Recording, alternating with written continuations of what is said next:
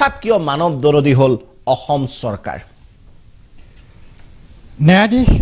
বিপ্লৱ শৰ্মা ডাঙৰীয়াই যি প্ৰথমখন প্ৰতিবেদন দিছিলে হয় সেই প্ৰথমখন প্ৰতিবেদনত 34 গৰাকী যে পৰীক্ষাত অৱতীৰ্ণ হৈছিল সেই 34 গৰাকীক অনিয়মৰ জৰিয়তে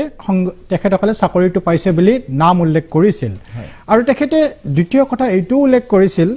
যে এই 34 গৰাকী অভিযুক্তৰ ভিত্তিত সামগ্ৰিকভাৱে তেখেতে 2013 আৰু 14 বৰ্ষত যিখিনি APSC পৰীক্ষাৰ পাছ কৰি পেলাই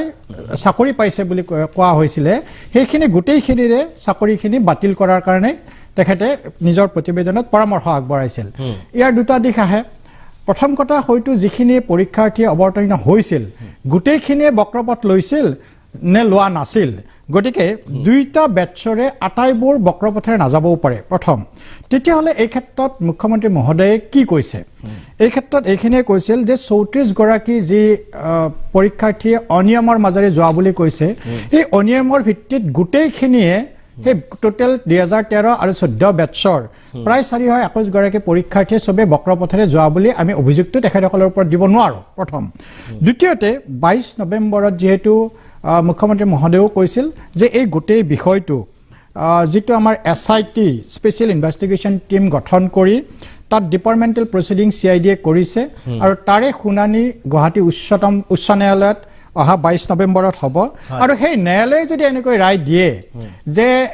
গোটেই ব্যাচটোকে খাৰিজ কৰিব লাগে অৰ্থাৎ চাকৰিখিনি কৰ্তন কৰিব লাগে তেতিয়াহলে ডেফিনেটলি মুখ্যমন্ত্ৰী মহোদয়ে সেইখন সংবাদমেলতে কৈছিল যে তেতিয়াহলে ন্যায়ালয়ৰ নিৰ্দেশ থাকিলে আমি গোটেইখিনি খাৰিজ কৰা হ'ব গতিকে এইটো কোৱা নাই যে তেখেতসকলক কৈছে যে 34 গৰাকী যি নাম উল্লেখ কৰিছে তাৰে বিষয়ে বিভাগীয় ব্যৱস্থা ইতিমধ্যে গ্ৰহণ কৰিছে গতিকে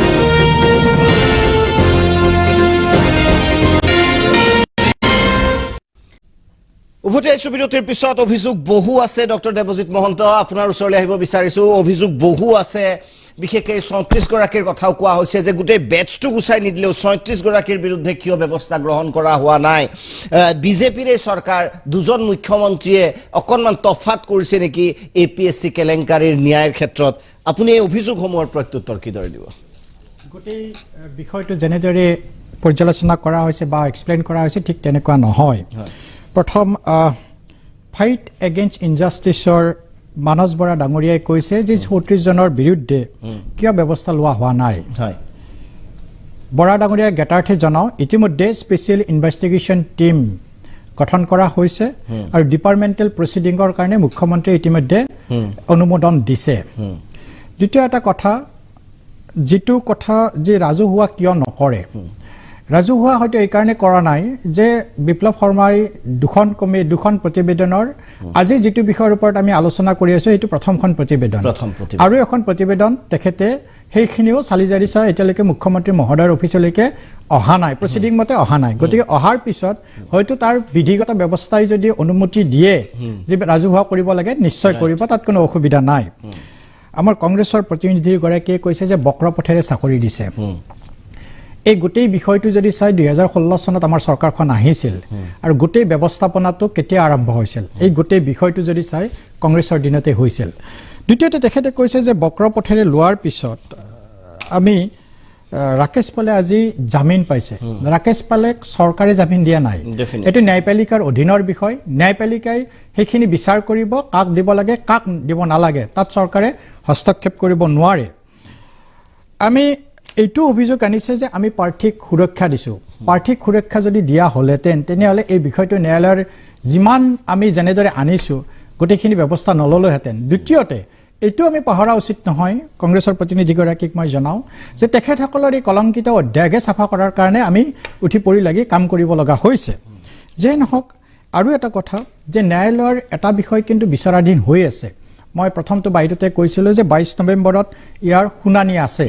গতিকে যেহেতু ন্যায়ালয়ৰ শুনানি আছে গতিকে ন্যায়ালয়ে কি ৰায় দিয়ে যদি এইটো ৰায় দিয়ে যে নহয় 2013 আৰু 14 গোটেইখিনি বেটছত যিখিনি চাকৰি পাইছিল গোটেইখিনিৰে চাকৰিৰ পৰা অতৰাব লাগে খাৰিজ কৰিব লাগে তেতিয়া মুখ্যমন্ত্ৰী মহোদয় সংবাদমেলত কৈছে যে এইখিনি কৰাটো আমাৰ আপত্তি নাই আপুনি কৈছে যে নকৰা নহয় আৰম্ভ হৈ আছে প্ৰসেছ চলি আছে SIT গঠন কৰা হৈছে গতিকে খুব সোনকালে কনক্লুজনত আহিব নালাগে আপুনি যেটো কৈছে না কনক্লুজন মানে চাওক যেতিয়া বিষয় এটা আমি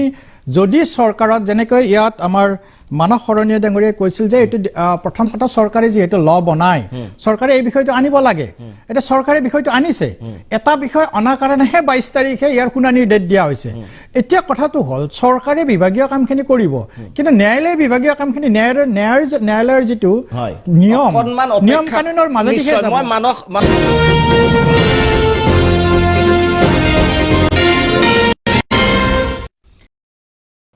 হয় কক তাৰপিছত মই আহিম আপোনাৰ ওচৰলৈ মানে এতিয়া জুনমণি ৰাভাৰ মাকেও যেটো কথা কৈ গল না যে এইজন মুখ্যমন্ত্ৰীৰ পৰা আমি আশা বাদ দিছো আমিও এইজন মুখ্যমন্ত্ৰীৰ পৰা আশা বাদ দিছো কাৰণ এইজন মুখ্যমন্ত্ৰী একদম আমি আইনী তথ্যৰ পৰা কৈ আছো এই মুখ্যমন্ত্ৰীজনে সম্পূৰ্ণভাৱে সুৰক্ষা দি আছে এছআইটি চৰকাৰে নিজৰ যিখন মানে নিজৰ যেটো তেওঁলোকে এই এপিএসসি কেলেংকাৰী লৈ যিখিনি কাৰ্য কৰি আছে ৰাষ্ট্ৰীয় সুৰক্ষা সংস্থাত এপিএসসিৰ তেওঁলোকে কেলেংকাৰীত অভিযুক্ত মানুহক পঠাইছে এই কথাখিনি ওলাই মানে আন্তৰিকতাৰ অভাৱ পৰিলক্ষিত হয় নিশ্চয়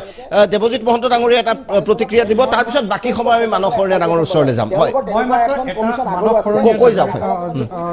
আমাৰ ফাইট এগেইনষ্ট ইনজাষ্টিছৰ তেখেতে কৈছিলে যে মুখ্যমন্ত্ৰী মহোদয়ৰ ওপৰত আস্থা নাই তেখেতে হয়তো যিহেতু এই বিষয়টোৰ লগত এপিএসচিৰ লগত জড়িত আছে তেখেতে অৱগত হ'ব ছেপ্টেম্বৰ 2020 চনত এই এপিএসচিৰ এটা পৰীক্ষা এছআইৰ কেলেংকাৰীটোত তাৰে কিন্তু পৰীক্ষা কেনচেল কৰি ইমিডিয়েট পতা হৈছিল Second, 24 ডিসেম্বৰ 2020 যেটো তেখেতে মাননীয় মুখ্যমন্ত্ৰী মহোদয় এই যেতিয়া আহিছিলে এপিএসচিৰ কিছুমান জুনিয়ৰ গ্ৰেড আৰু বিভিন্ন গ্ৰেডৰ প্ৰায় 165টা পোষ্টৰ ক্ষেত্ৰত যেতিয়া কেলেংকাৰী হৈছিল তেতিয়া কিন্তু পৰীক্ষাটো কেনসেল কৰি কৰা হৈছিল দ্বিতীয় কথা তেখেতে কৈছে যে চৰকাৰৰ ওপৰত সদিচ্ছা নাই যদি চৰকাৰৰ ওপৰত সদিচ্ছা থাকক নাথাকক তেখেতৰ নিজা চিন্তাধাৰা বা ভাবধাৰা কিন্তু এইখনে চৰকাৰ যিয়ে ইনিচিয়েটিভ লোৱাৰ কাৰণেহে অহা 22 নৱেম্বৰত এটা গুৱাহাটী উচ্চ ন্যায়ালয়ত এটা শুনানি হ'ব নোৱাৰে বাকিখিনি মই এগ্ৰি কৰিছো মই হেতু কোৱা নাই চৰকাৰে ইচ্ছা কৰে হিয়াৰিং চৰকাৰৰ মতে নহয় এই বাকিটো মই এগ্ৰি কৰিছো দীপক শৰ্মা ডাঙৰীয়া মই কি কৈছো যি চৰকাৰে যিখিনি কৈছে যে ডিপাৰ্টমেন্টাল প্ৰসিডিং বা এসআইটি গঠন বা যিখিনি এভিডেন্স দিব লাগে চৰকাৰে যিখিনি দিব লাগে সেইখিনি চৰকাৰে দিয়া কাৰণে এনেকুৱা ধৰণে প্ৰসিডিংটো আৰম্ভ হৈছে